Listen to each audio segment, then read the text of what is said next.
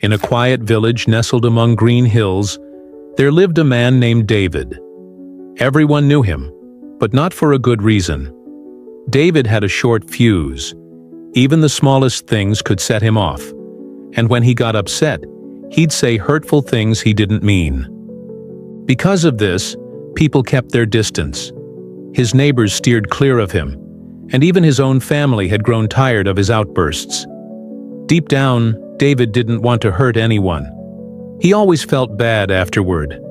But whenever anger took over, he couldn't rein himself in. One day, a wise monk came through town. He was famous for helping people find peace. A crowd gathered to hear him talk, hoping to learn something that could help. David went too. He was fed up with feeling angry and alone. He wanted to change. After everyone else had left, he stepped up to the monk and spoke from the heart. "I get mad way too easily," he said. "I say stuff I regret later. My family avoids me. I don't want to be like this. Please, can you give me something to break this habit?"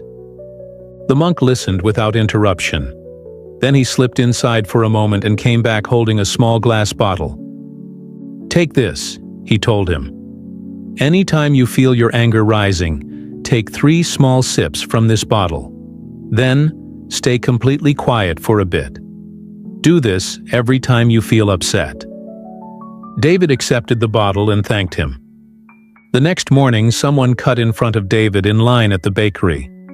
His anger flared, but then he remembered the monk's advice.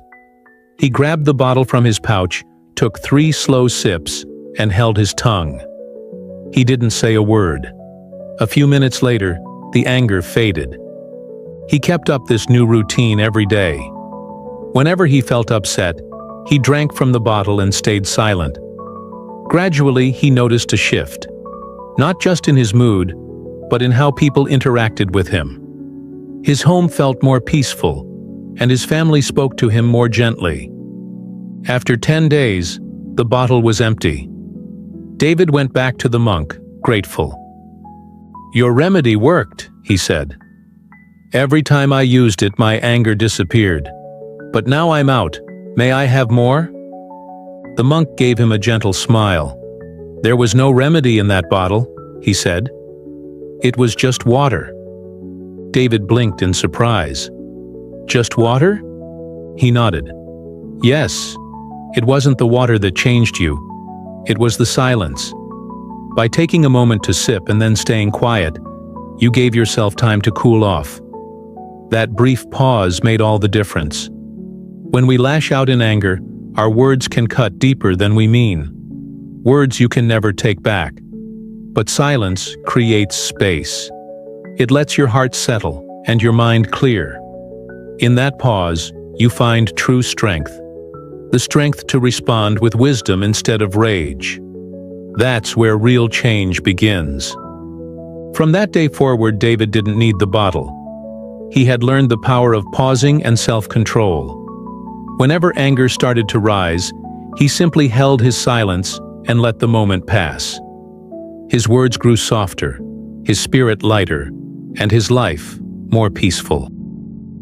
The moral of the story is, anger can make us say or do things we regret. But if we give ourselves even a few seconds of silence, just long enough to catch our breath and think, we can avoid hurting others and ourselves. That pause isn't weakness. It's our greatest strength.